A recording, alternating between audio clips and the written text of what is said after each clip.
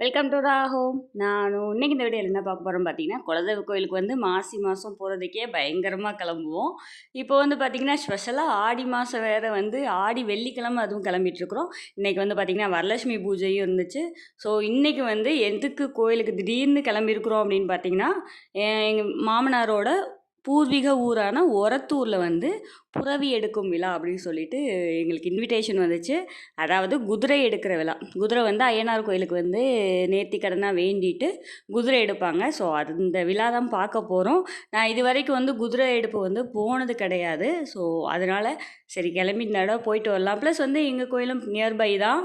So முதல்ல எங்கள் கோயிலில் போயிட்டு குலதெய்வ கோயிலில் சாமி கும்பிட்டுட்டு நெக்ஸ்ட்டு வந்து போகலாம் அப்படின்னு சொல்லிட்டு எல்லா பேரும் பயங்கரமாக வந்து கிளம்பிட்டோம். மதுரை அப்படின்னாவே டெய்லி ஒரு ஃபங்க்ஷன், டெய்லி இல்லை ஒரு ஃபங்க்ஷன் இல்லைங்க, ரெகுலராக நடந்துகிட்டே இருக்கும். பார்த்திங்கன்னா நான் இந்த பக்கம் கிராஸ் பண்ணும்போது இந்த ஆற்றுக்குள்ளே ஏதாவது ஒரு பால் குடம் எடுக்கிறது, சாமி தூக்குறது, இந்த மாதிரி ஏதாவது ஒரு நடந்துகிட்டே தான் இருக்கும்.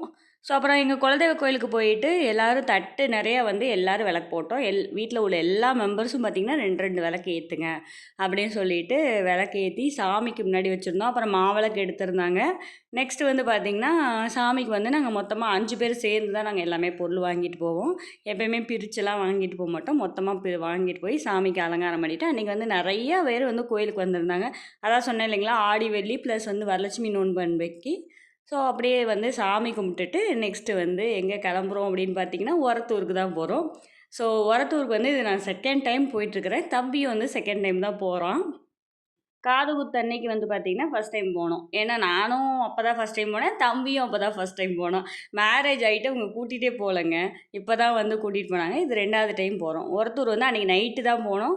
அங்கே வந்து பார்த்திங்கன்னா, தாயாண்டி அம்மன் அப்படின்னு சொல்லிட்டு அந்த ஊரில் உள்ள ஒரு பெண் தெய்வம் இருப்பாங்க. அவங்க அழகாக இருப்பாங்க. ஸோ அவங்களையும் வந்து முதல்ல போய் சாமி கும்பிட்டுட்டு நெக்ஸ்ட்டு தான் வந்து குதிரை எடுப்புக்கு அப்படியே வந்துட்டு போக ஆரம்பித்தோம். இவங்க தான் வந்து அந்த தாயாண்டி அம்மன். என்ன நீங்கள் வேண்டிக்கிட்டாலும் உங்களுக்கு கிடைக்கும். நல்லா வேண்டிக்கோங்க. அவ்வளோ வந்து சக்தி வாய்ந்த அம்மன் வந்து இவங்க. ஸோ வந்து சாமி கும்பிட்டுட்டு இவங்களுக்கும் விளக்கெல்லாம் போட்டாங்க. போட்டு முடிச்சுட்டு நம்ம தீபாவளி காமிச்சிட்டு நெக்ஸ்ட் வந்து குதிரை எடுப்பு வந்து 4:30க்குன்னு சொல்லியிருந்தாங்க. ஸோ நாங்கள் வந்து 4:15 அந்த ரேஞ்சு தான் அந்த ஊருக்குள்ளே போகணும்.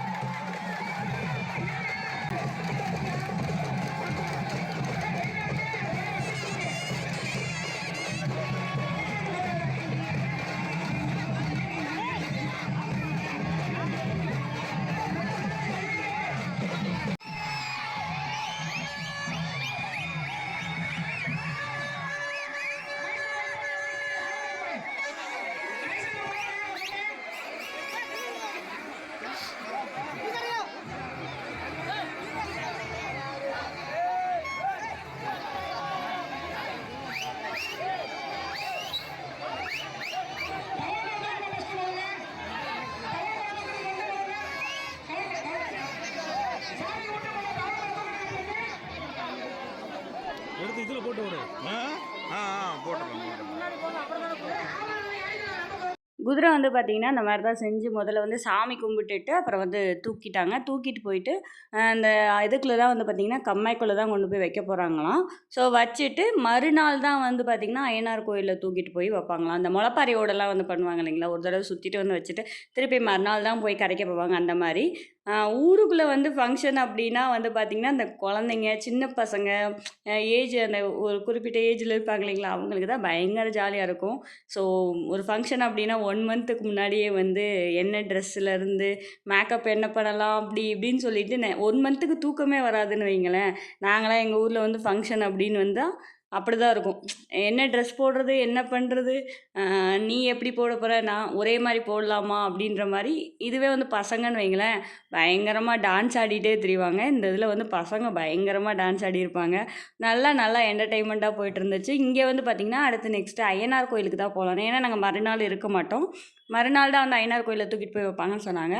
ஸோ ஐயனார் கோயிலுக்கு போயிட்டு சாமி கும்பிடலான்னு சொல்லிட்டு எல்லோரும் நடந்து போனோம். அந்த கம்மா ஓரமாகவே வந்து ஒரு 1½ கிலோமீட்டர் தூரத்தில் ஐயனார் கோயில் இருக்குது.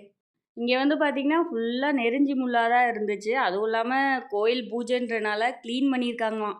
இல்லை அப்படின்னா இன்னும் ஹெவியாக வந்து நெருஞ்சி முள் இருக்கும்னு நினைக்கிறேன்.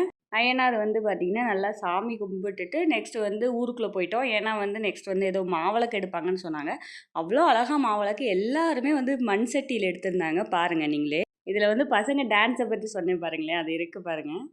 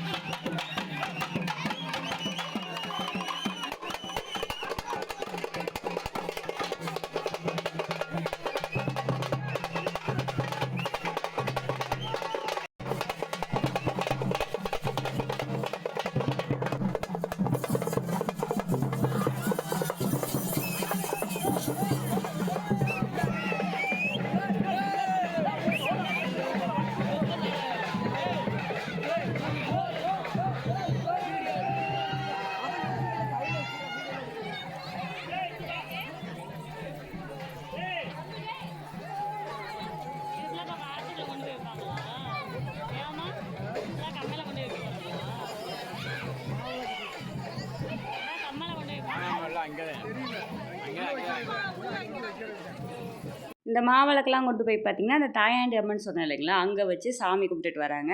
அந்த மாவிளக்கெல்லாம் அழகாக அந்த மண் சட்டியில் வந்து பார்த்திங்கன்னா விளக்கும் போட்டிருக்காங்களா. ஸோ பார்க்குறதுக்கு அதுவும் இல்லாமல் கரெக்டாக இருட்டிடுச்சு. ஸோ பார்க்குறதுக்கு அவ்வளோ ஒரு அழகாக இருந்துச்சு. அப்புறம் வந்து அந்த குதிரையை கொண்டு போய் வச்சாங்க இல்லைங்களா, அங்கே வந்து நெல்லெல்லாம் கொட்டினதுக்கப்புறம் தான் போய் நம்ம வந்து குதிரையை பார்க்கணும்னு சொல்லியிருந்தாங்க. ஸோ எல்லோரும் நெல் கொட்டினதுக்கப்புறம் போயிட்டு எல்லோரும் வந்து அந்த கம்மாய்க்குள்ள வந்து சாமி போய் கும்பிட்டுட்டு வந்தாங்க. நெக்ஸ்ட்டு வந்து பார்த்திங்கன்னா அங்கே ஒரு மேடை நிகழ்ச்சி ஒன்று இருக்குது. நைட்டு வந்து பார்த்திங்கன்னா ஒரு நாடகம் போடுறாங்கன்னு சொல்லியிருந்தாங்க. 10 மணிக்கு ஸ்டார்ட்டு. ஸோ நாங்கள் 10 மணி வரைக்கும்லாம் எங்களால் இருக்க முடியாது. இங்கேருந்து கிளம்புனா மதுரைக்கு போகிறதுக்கே ஒரு 3 ஹவர்ஸ் ஆகும். ஸோ நாங்கள் நைட்டே வந்து 1 மணிக்கு தான் வீட்டுக்கே போயிருந்தோம். ஸோ அப்படியே வந்து அங்கே போய் குதிரையை வந்து சாமி கும்பிட்டுட்டு அப்படியே வந்து டாட்டா பாய் சொல்லிவிட்டு ஒருத்தருக்கு பாய் சொல்லிட்டு கிளம்பிட்டோம். அவ்வளோதான் வந்து நாங்கள் குதிரை எடுப்புக்கு போயிட்டு உள்ளே போனது. இந்த கம்மாய்க்குள்ளே நாடகம் போடுறாங்களாமா. விஷ ஜந்துக்கள்லாம் வந்து பார்த்திங்கன்னா உலாவிட்டுருக்குது. கொஞ்சம் கேர்ஃபுல்லாக தான் போய் உட்காந்துருக்கணும் போல். இதுதான் வந்து அந்த நெல் கொட்டி கொண்டுட்டு வந்து சாமிக்காக வைப்பாங்களாமா. வேண்டுதல் பண்ணிவிட்டு வச்சுட்டு அப்புறம் குதிரையெல்லாம் வந்து அழகாக வந்து ரெடி பண்ணி அது ஒரு பார்க்குறதுக்கு ஒரு அழகாக இருக்கும். நீங்களாம் வந்து இந்த மாதிரி எந்த குதிரை எடுப்புக்கு போயிருக்கீங்க? எந்த ஊரில் வந்து இந்த மாதிரி வருஷம் வருஷம் பண்ணுவாங்க அப்படின்னு சொல்லிட்டு எல்லோரும் கமெண்ட் பாக்ஸில் சொல்லுங்கள். இது வந்து 16 வருஷம் கழிச்சு இப்போ தான் வந்து வைக்கிறாங்களாம் குதிரை எடுப்பு. இனி வருஷம் வருஷம் வைப்பாங்க அப்படின்ற மாதிரி சொல்லிக்கிட்டாங்க. பட் எந்த அளவுக்கு உண்மை அப்படின்றது தெரியல. இனிமேல் வச்சா தான் தெரியும். அவ்வளோதான். இது போன்ற வீடியோக்கள் தொடர்ந்து பார்க்க நம்ம சேனலை சப்ஸ்கிரைப் பண்ணுங்கள், லைக் பண்ணுங்கள், ஷேர் பண்ணுங்கள். கண்டிப்பாக நம்ம சேனலுக்கு எப்போவுமே நீங்கள் வந்து சப்போர்ட் பண்ணுங்கள். இவ்வளோ நேரம் வந்து என் வீடியோ பொறுமையாக பார்த்தவங்களுக்கு மிக்க மிக்க நன்றி.